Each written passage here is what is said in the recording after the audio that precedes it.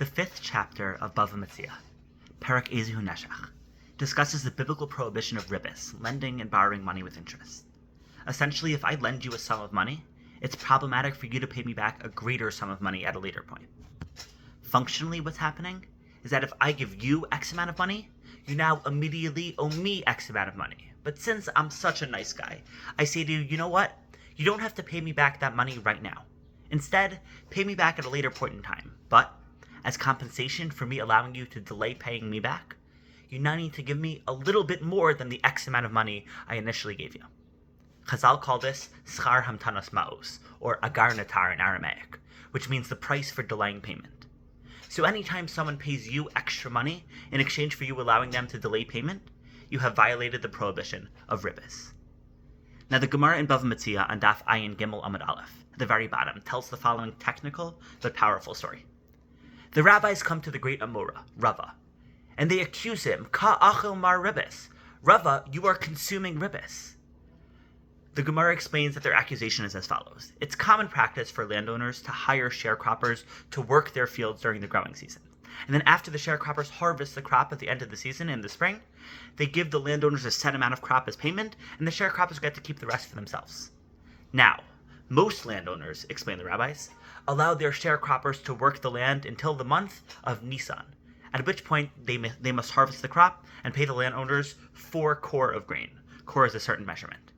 But Rava, however, allows the sharecroppers to stay on the field for an extra month until Iyar, at which point he makes them harvest the crop and pay him not 4 kor of grain, but 6 kor of grain. In exchange for allowing them to delay payment by a month, Rava is charging them an extra 2 kor of grain. That's definitionally ribis. So Rava responds to the Rabbanan that they got it all wrong. True, the rest of the world charges a cheaper price for people to sharecrop on their fields, but they do so by forcing the sharecroppers to harvest prematurely, in Nisan, before the crop has fully ripened. Rava, on the other hand, allows the sharecroppers to stay in the field for an extra month, until the end of Iyar, to give time for the produce to fully ripen. Yes, Rava is charging his sharecroppers 2 kor more than the rest of the world, but this higher price is not the cost of delayed payment. It's the cost of superior quality grain.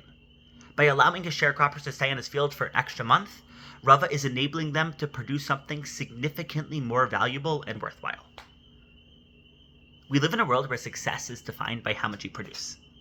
Right? We encourage people to consume as much as possible, be it products or entertainment or even information, and then we encourage them to spit back out as much of it as possible. We value quantity significantly more than we value quality. And there are serious downsides to this mentality. Our average attention spans are now less than that of a goldfish.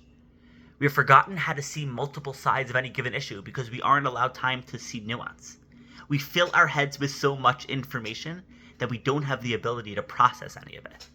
To quote Simon and Garfunkel, our world is filled with people talking without speaking, and people hearing without listening. There's so much noise, and yet that noise is worthless, because we don't allow it to accrue any worth. So HaKadosh Baruch Hu turns to Moshe Rabbeinu in Parshat Vayikra, and he says a lot of things. But he also takes the time to not say anything. Rashi points out that even though nearly every new topic in our Parsha, every new korban described begins with a vav, the letter meaning and, which connects it to the previous topic, still the vav is always preceded by a break in the Torah. There's a gap. Rashi explains that even though each topic is connected to the previous, Hashem intentionally took breaks when talking to Moshe. Why?